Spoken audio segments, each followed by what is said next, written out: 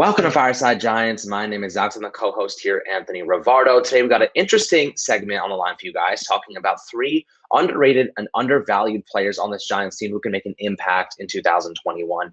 I'm excited to talk about them because these guys don't really get enough love. One of them is going that's actually a pun.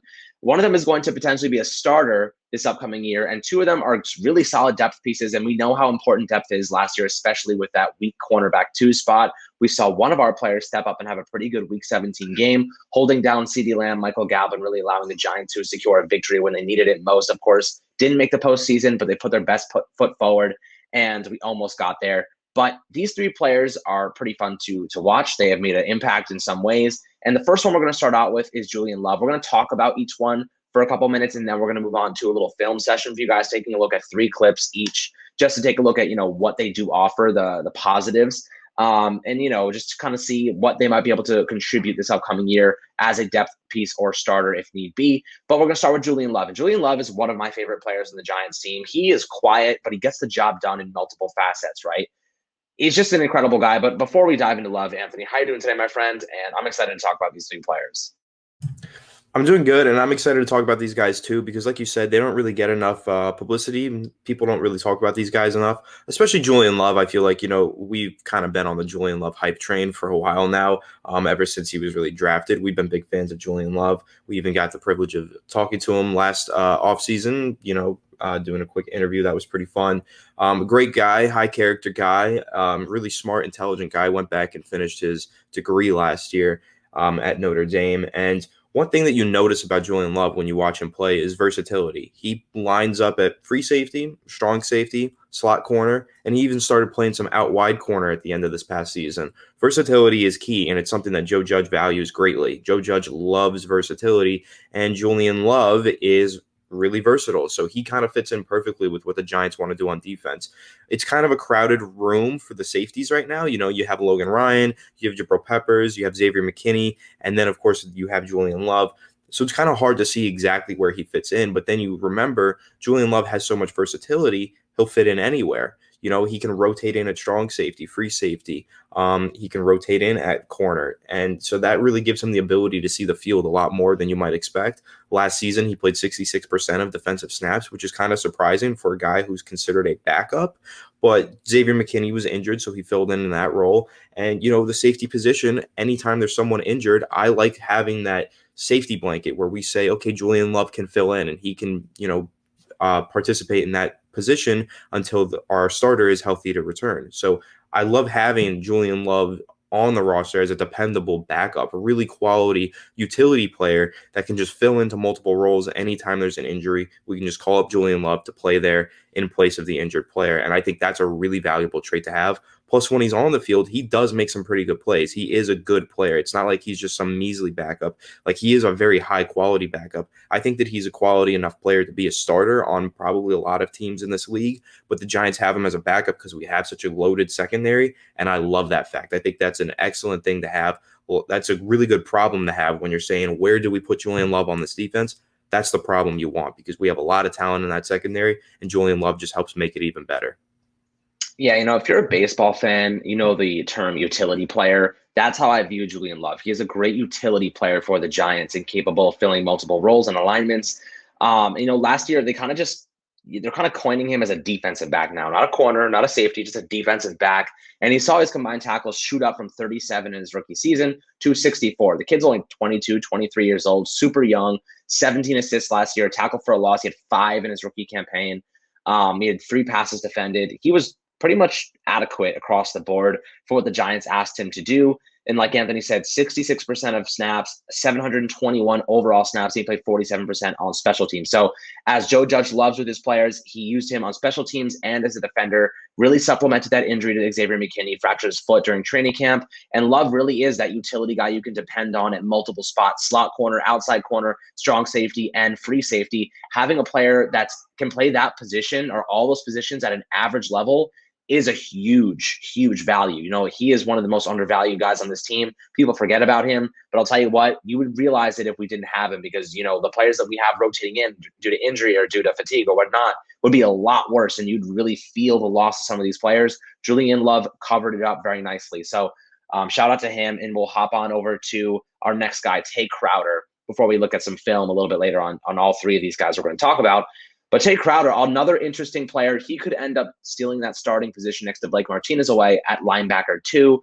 The Giants did go out and sign Reggie Ragland from Detroit, but I see Reggie Ragland as more of a backup to Blake Martinez. He signed on a veteran minimum deal. They cut David Mayo, saved pretty much all the money there, and just replaced his position with a veteran minimum guy. So they're saving a ton of cash there. Reggie Ragland's a very similar player to David Mayo, a big run-stopping kind of linebacker who can fill those gaps, but he's not really great in coverage.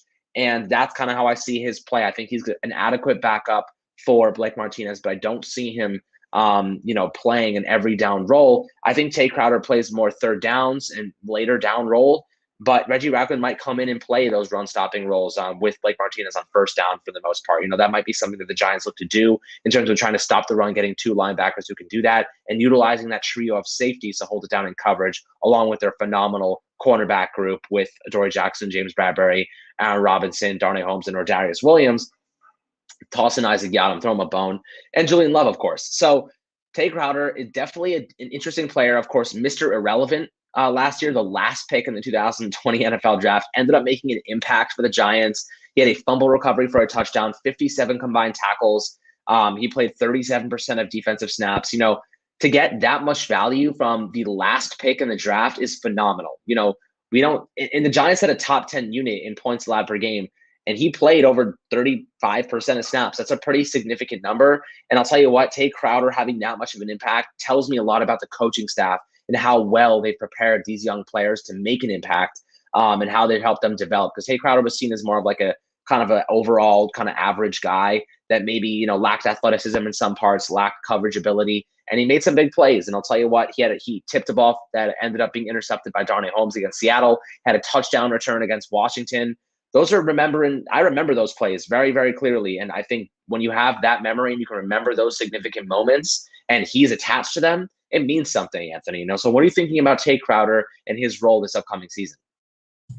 Yeah, what I love about Tate Crowder is his athleticism, his ability to play a much different brand of football than Blake Martinez.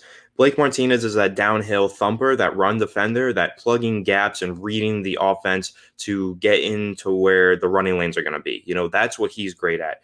I feel like Tate Crowder is more of that guy who can shoot gaps and kind of just fly through with his athleticism. That guy that you can put into a QB spy and he can really defend those fast quarterbacks, as we're going to see when we look at the film here. He does have a QB spy kind of sack, or really a stunt sack against Russell Wilson, and he did play a lot of QB spy that week. We always look back at that Seattle game because it was a really important game for understanding the Giants' defensive scheme, because they really slowed down what was the highest octane offense in the league that week and had a really clutch win, and it was all thanks to the defense and Patrick Graham's defense.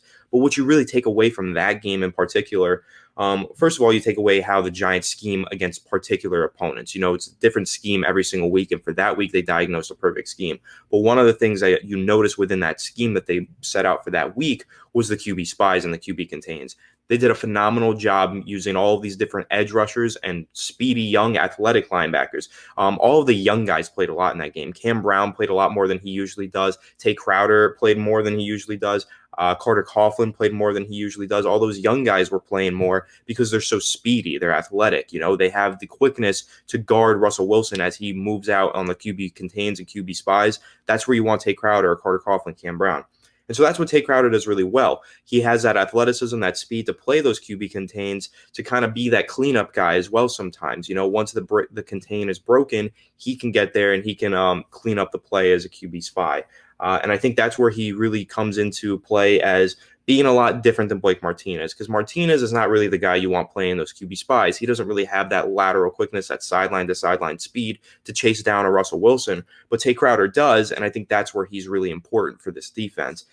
He's smaller than Blake Martinez, skinnier, but just a lot faster, more athletic, and he is built well. It's not like he's an undersized linebacker. He's well built. He's just not built like Blake Martinez. Blake Martinez is just a phenomenal run defender. But I love what Tate Crowder brings to this defense. Of course, he exceeded all expectations last year as the final pick in the NFL draft. No one thought that he would play such a pivotal role in the Giants defense, starting 6 games, playing in 11, recovering a fumble that won us the game against Washington, which we'll see on the film.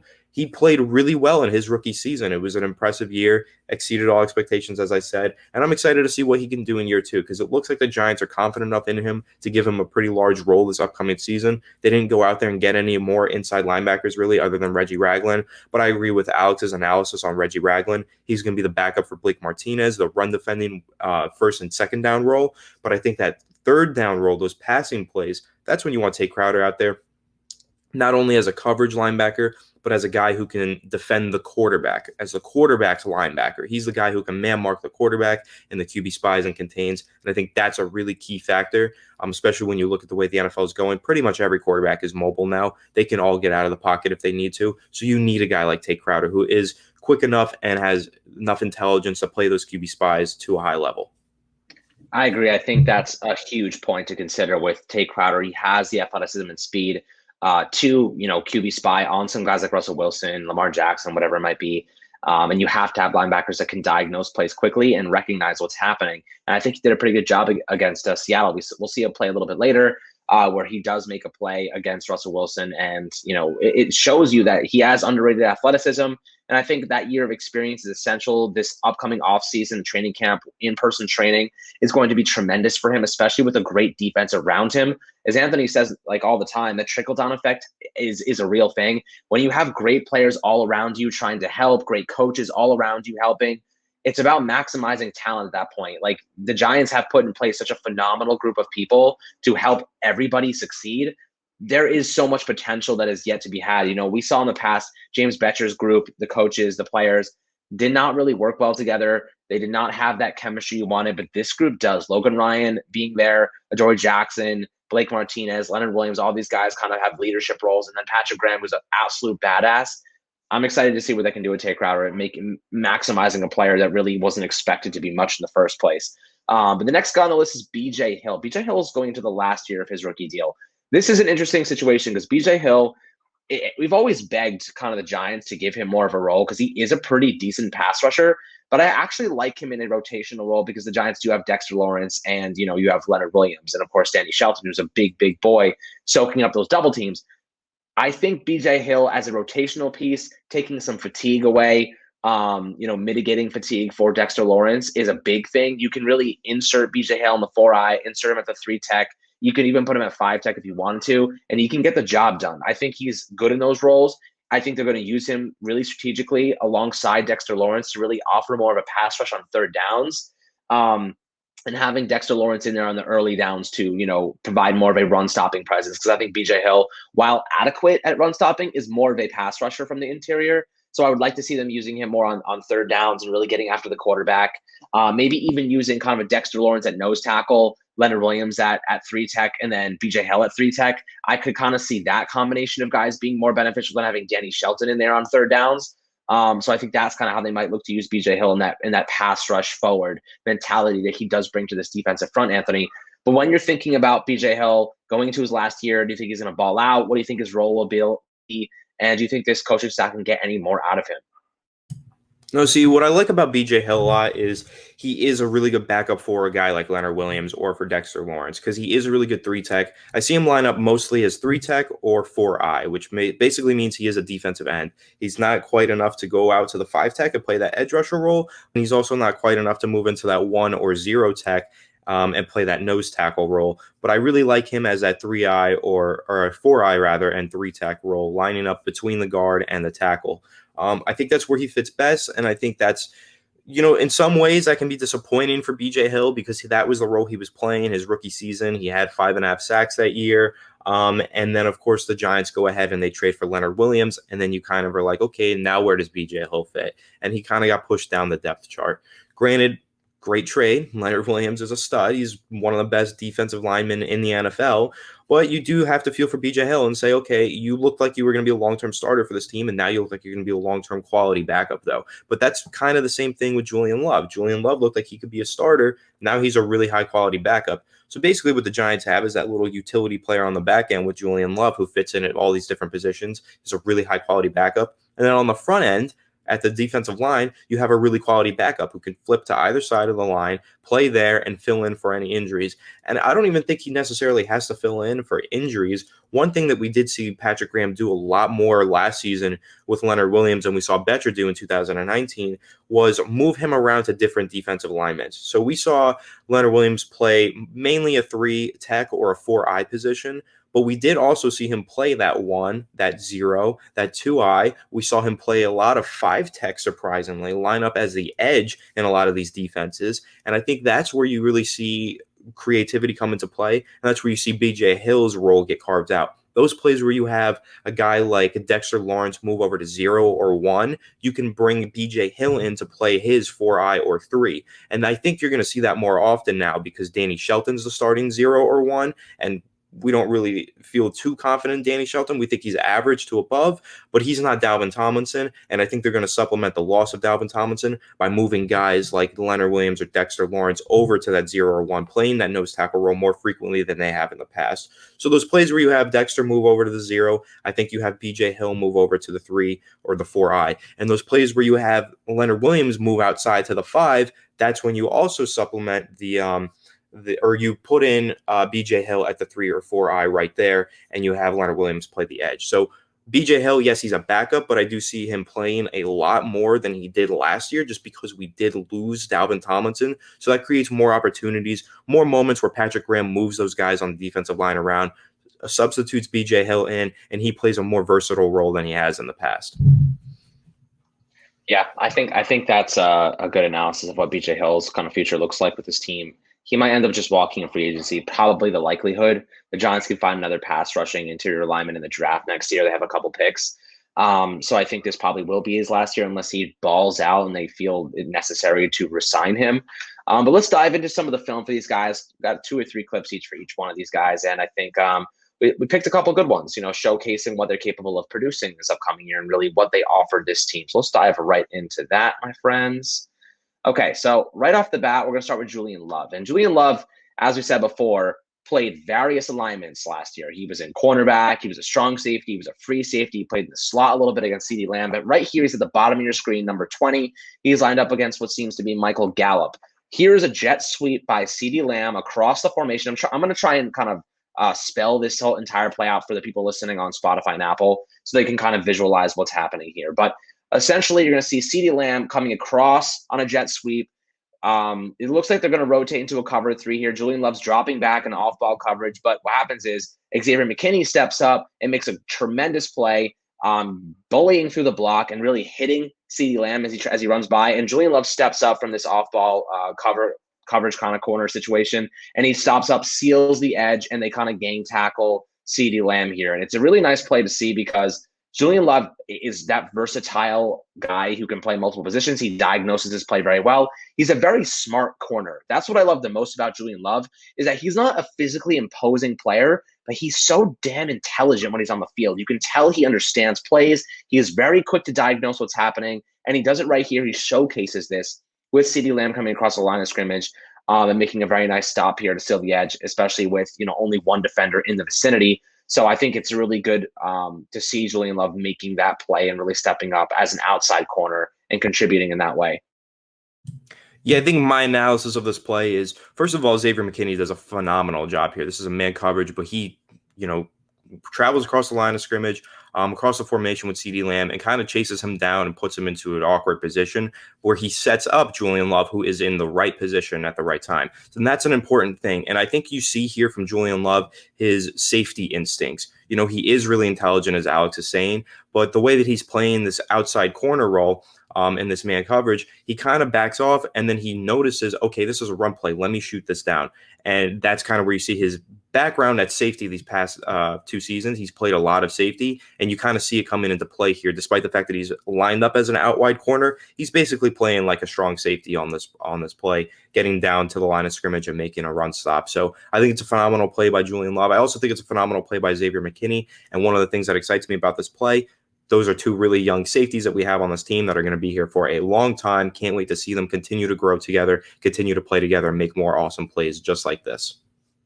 Yeah, it's awesome to see. Like Patrick Graham must be licking his chops right now, seeing all the talent he has on this roster. His backups are capable of being starters. That's how good they are. And then Najee Harper, by the way, another guy who's really impressed during OTAs and minicamp. He came in great shape.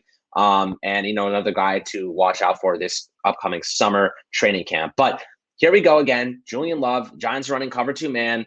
And this is an interesting situation because the Philadelphia Eagles are running trips on the right side of the line of scrimmage. They're running a rub route here to try and create some confusion in the secondary.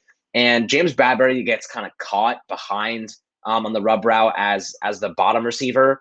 I guess you'd say he's the one receiver because they count from the outside in. So the one receiver on the outside runs kind of a little slant route right across the middle, and he ends up wide open. Really a slide route. He ends up wide open. No one's even near him. But Julian Love, who's playing cover 2 deep safety, recognizes what happens here, that James Bradbury gets caught behind the rub route, and he jumps up to the line of scrimmage. He flies up and creates an awesome pass breakup, because without that, this could be an easy touchdown pass. He hits him in stride. He easily could have taken this right into the house, but Julian Love diagnoses this. Very intelligent play. He steps up and makes a tremendous play on the ball here, and Carson Wentz once again looking like a fool.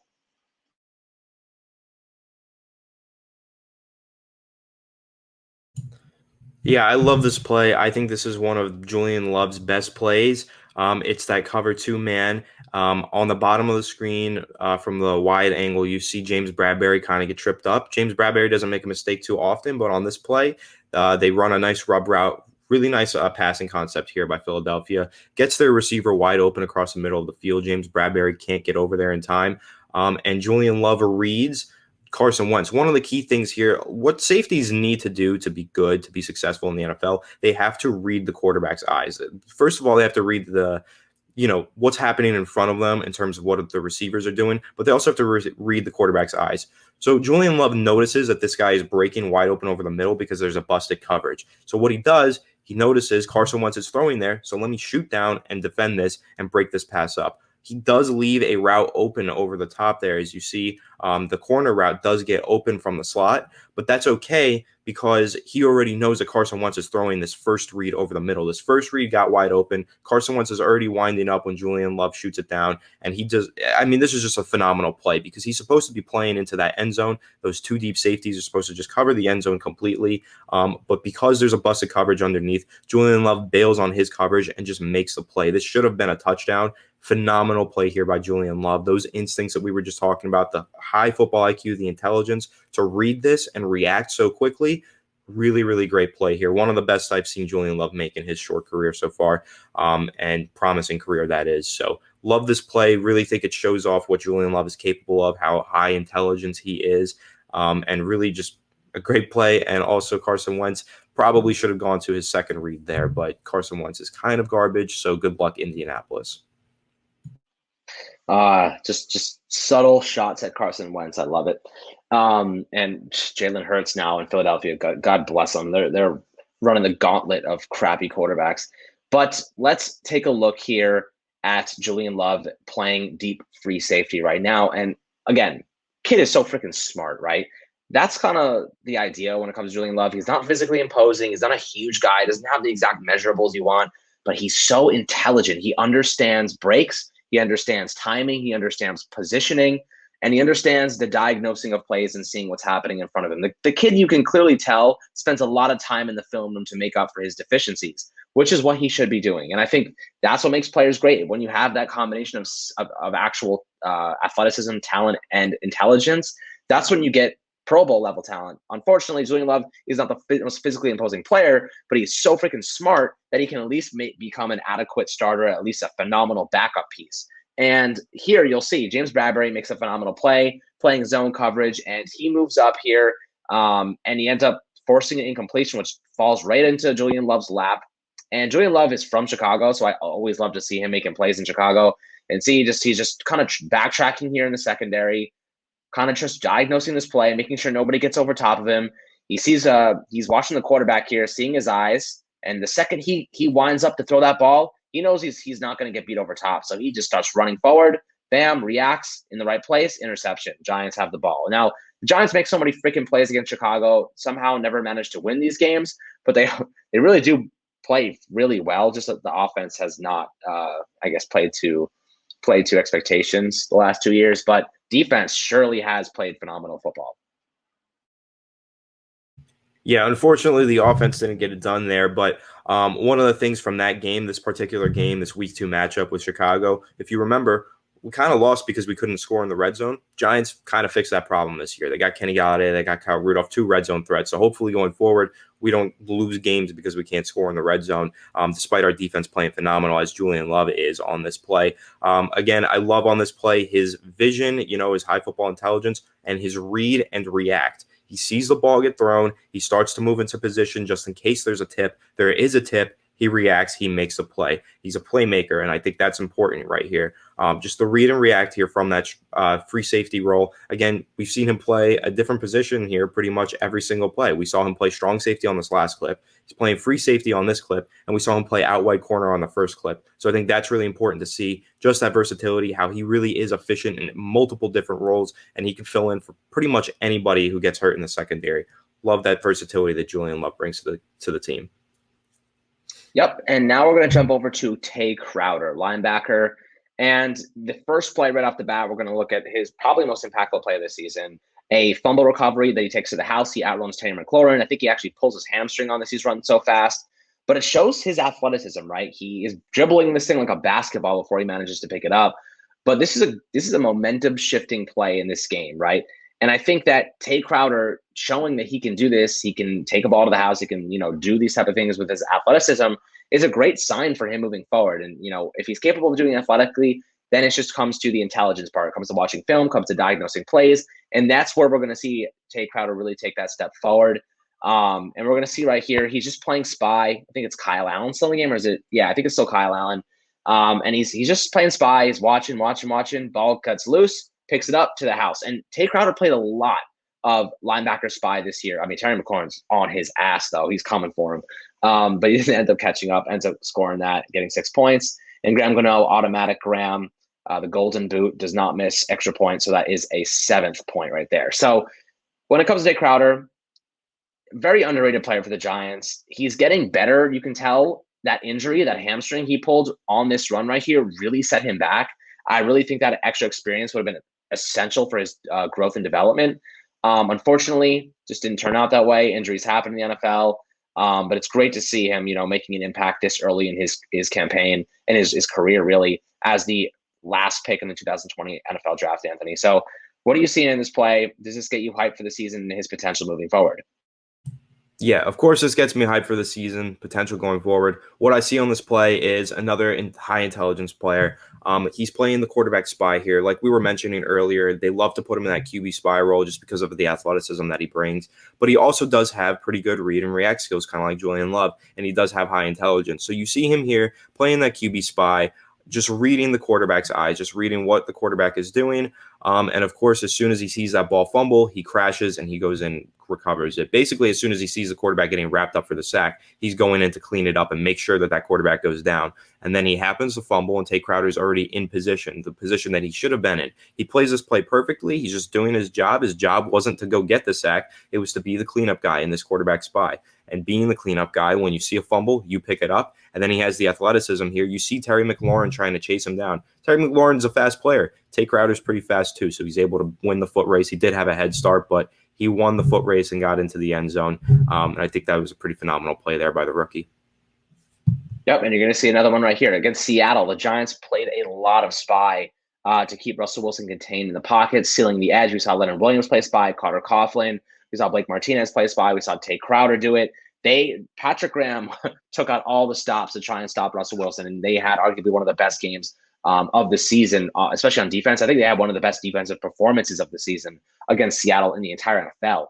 And I think that Tate Crowder played a big part in this because his athleticism and speed, it shows up. And you'll see here, he's watching and watching. And this, I think it's a C gap here, opens up like the Red Sea. He's like Moses, and he flies through it. And man, he does not let Russell Wilson get out of his reach. And he has a nice wingspan, pretty wide span there. He gets after Russell Wilson. He's not letting him go. And I'll tell you what, I like his diagnosing of this, and he recognizes that he should take advantage of that gap that opens up, right? I think that some players might be hesitant. They might stay in coverage. They might sit back. But he sees that gap open up wide, and he's like, I'm taking it, man. I mean, he almost gets his head taken off by Leonard Williams coming across the middle. But he comes across in a nice little stunt there, and he attacks that very efficiently, gets the sack. And, that's all you can ask for from a rookie, man. Sacking Russell Wilson, not an easy thing to do. He is very good at rolling out and making guys miss in the open field. And I think Tate Crowder plays this perfectly. Yeah, I like the way that he bluffs the blitz up the interior here to start the play. He actually continues to bluff it as the play begins. After the snap, he even bluffs blitz. He kind of runs in and fakes it and then circles back around. That's why he got smacked by Leonard Williams, because he ran in like he was going to fake the blitz, and then he tries to back up and move around, and he's just a little too late for Leonard Williams. But then, yeah, like you mentioned, as the C gap opens up, kind of the B and the C gap opens up. That gap was ginormous, and that's one of the great parts of Leonard Williams. He requires 3 men to guard him. There's 3 men giving him attention there. He requires so much attention, and that opens things up for other players to be smart and make their plays as well. So another thing that I want to point out here as well, you do have Blake Martinez playing the edge role here, and he's just playing the QB contain. So what he's doing is saying, okay, I'm just going to sit here. Russell Wilson cannot roll out to his left. So basically, he can't roll out to his left. You have Leonard Williams, and I believe that, I don't know who 49 is. Is that Carter Coughlin? Rushing the right side of the line, overwhelming the right side of the line. So he can't roll to the right, and he can't roll to the left. So all Tate Crowder has to do is execute. Do that stunt, twist around and get through that gap, and that will be a sack, unless Russell Wilson pulls off some magic, which he's unable to do. So I love this play design by Patrick Graham. Have Blake Martinez, your smartest probably defender on the team, just stand there in that QB spot. Rush, overwhelm the right side of the line so he can't go that way. He can't go to the QB contained side.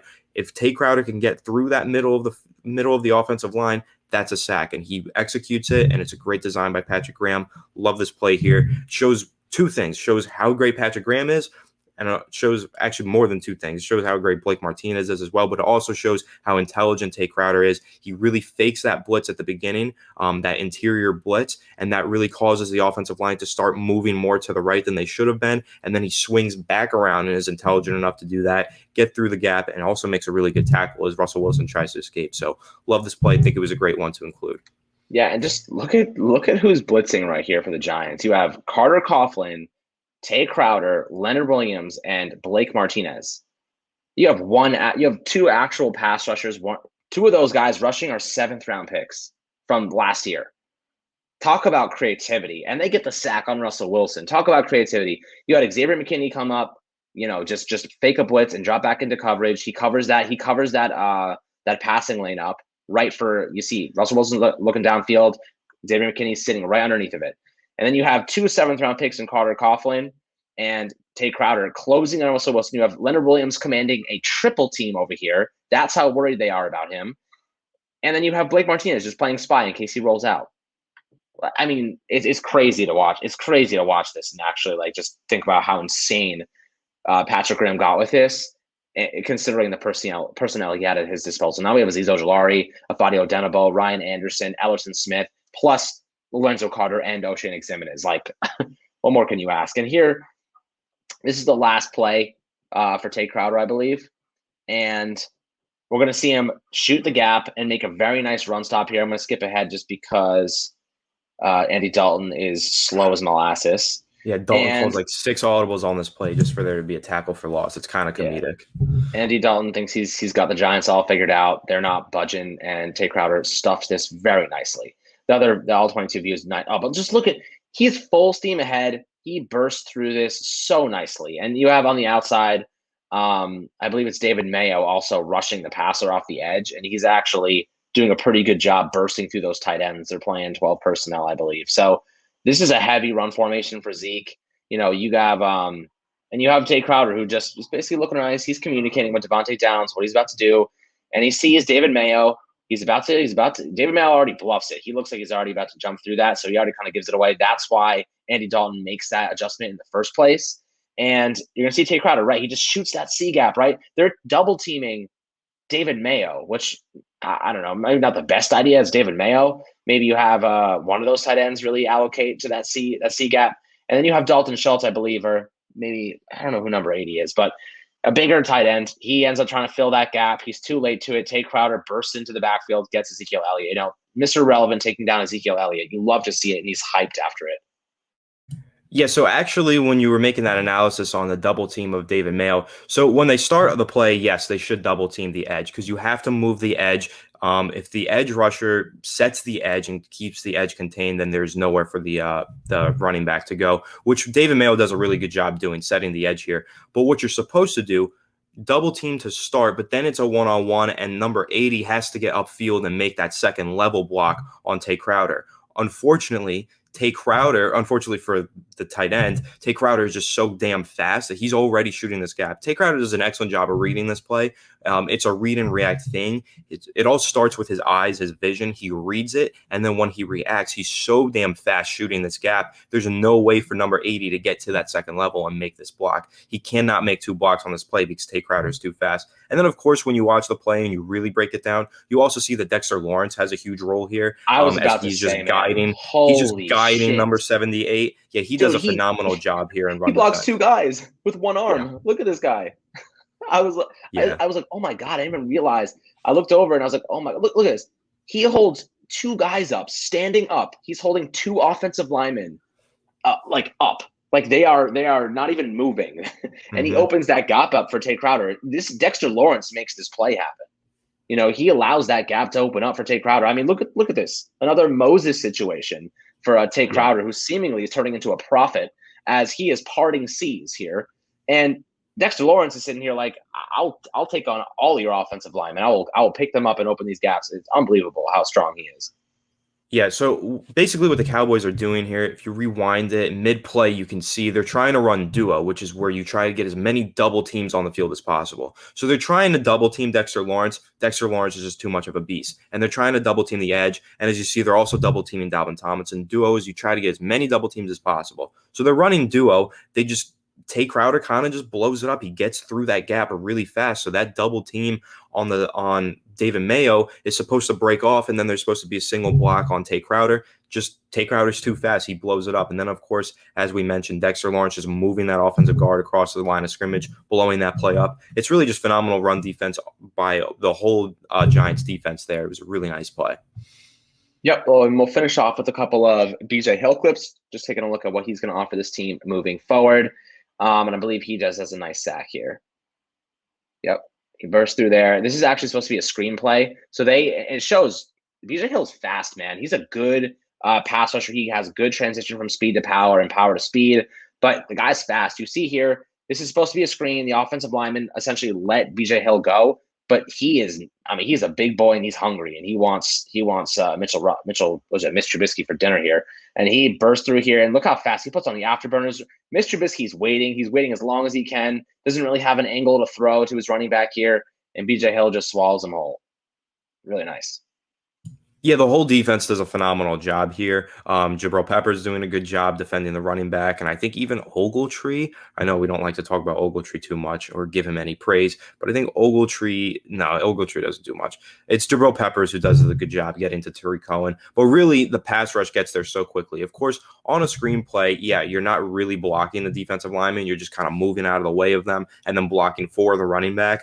But BJ Hill does such a good job getting by so quickly that he gets the sack. And he just shows a lot of burst off the line of scrimmage, fires out of his stance. And then I know that the guard isn't really going 100% since they're trying to peel off for the screenplay. But that swim move is kind of lethal, and he does do a really good job because you do want to chip the defensive lineman as number 68 here. You do want to at least slow him down in some way before you get to the second level. He doesn't slow him down at all. BJ Hill swim moves, gets right by, and then that closing speed to get to the quarterback. Phenomenal job there by BJ Hill. This is from his rookie season in 2018. He had 5.5 sacks that season, and he had 3 sacks in this game, actually. So really good stuff there. BJ Hill, pretty good player. Yep, I love his speed, and you know what? It's nice to see him kind of having a bigger role. I think it was Chase Daniel back in 2018 when against the Bears there. So definitely a long time ago, but he makes an impact at times. You know, he appears and then disappears, but he also doesn't get that many snaps. So it's fair for him to be more of a rotational guy. He's more of a pass rusher than a run stopper, and I think he'll be a good supplement. Maybe a good supplement for Dexter Lawrence, kind of mitigating fatigue and injury and stuff like that, because you want those big interior guys are so important to the Giants defense. When they get tired, increase for injury, probability for injury goes up tremendously. Leonard Williams doesn't traditionally come off the field at all, but Dexter Lawrence played like 60% of snaps last year, something like that. So I expect BJ Hill to have a pretty decent, role this upcoming year. But here you'll see really nice play, just shoots the gap, overpowers his assignment, and really just has his arm straight out, just holding his guy in place. That way he can diagnose the play, wait for the running back to come to him, and then make a play and make a tackle for a loss here. So we'll get another look at from the all-22 angle. But he's stronger than he looks, man. I'll tell you what, he's playing in the 4-eye here. He's almost all the way on the outside as a pass rusher in the 5-tech, but he does a good job, sealing the edge. And that's all you ask for. He's long arming that guy. He's really holding the offensive lineman at bay with his entire arm extension. And he just waits for the running back to come to him. That's actually a nice run stop play for him on the edge. I don't like him as a run stopper from the 3-tech, but if in 4-eye and 5, he can seal the edge phenomenally for a big guy. He's fast enough to get to his place and strong enough to hold off and gain leverage against offensive guards and tackles. Yeah, and I think that leverage gain is really important there. The way that he uses his hands to gain that leverage. Of course, you see him strike first on the offensive lineman. It's always about whose hands touches who first, right? And his hands strike first, which is important.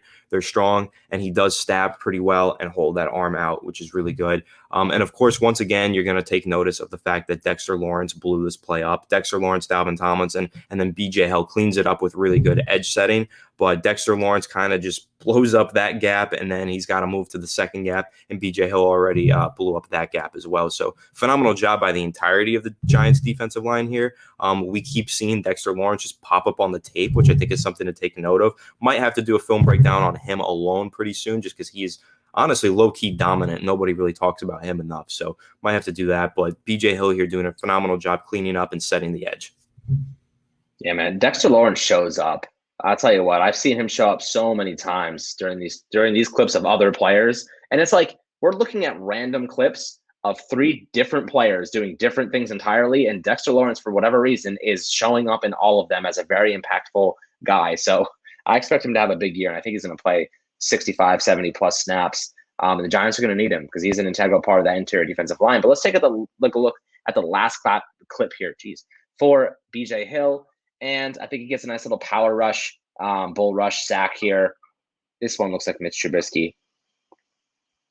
Yeah, this is week 2 of this past season, so this is Mitch Trubisky, and BJ Hill like the celebration a lot at the end, the little floater, and I really like the way that he bull rushes here. And if you notice right there, pre-snap, what he does, so he's lined up basically as a 2-eye tech on the inside of the offensive guard. He's lined up on the inside shoulder of the offensive guard, and then he just switches over to playing the 3-tech position. You see him do that pre-snap and rotate, and then of course he just goes back into the interior. So kind of just fakes out the guard. And then I don't think the center was anticipating blocking BJ Hill here. I think he was anticipating chipping BJ Hill, but BJ Hill creates himself a really nice one-on-one, and then some great hand fighting, just overpowers the center and gets a sack. So I really like what he does pre-snap there to set himself up for easy opportunity on the center post-snap.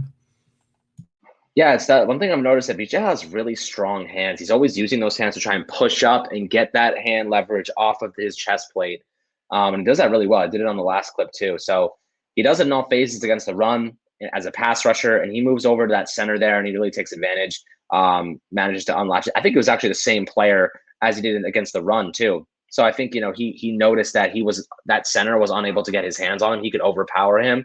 And I think he started to take advantage of that as the game progressed. So really nice play there from BJ Hill. And guys, thank you so much for doing the Fireside Giants. Taking a look at Tate Crowder, Julian Love, and BJ Hill, 3 players who are underrated, undervalued, and could have a significant impact moving forward on this New York Giants football team. But I'm excited for the upcoming season to see what they can do during training camp. Hopefully everybody stays healthy. We're a couple of weeks away, but we're waiting patiently, and we're going to have content out every single day for you guys, as always, making sure you guys got the best in the business. But thank you so much for tuning in. Make sure to subscribe below on YouTube. Hit that notifications button on Apple, Spotify, and YouTube, as always, my friends, and have a fantastic rest of your week. We'll catch you guys on the next video.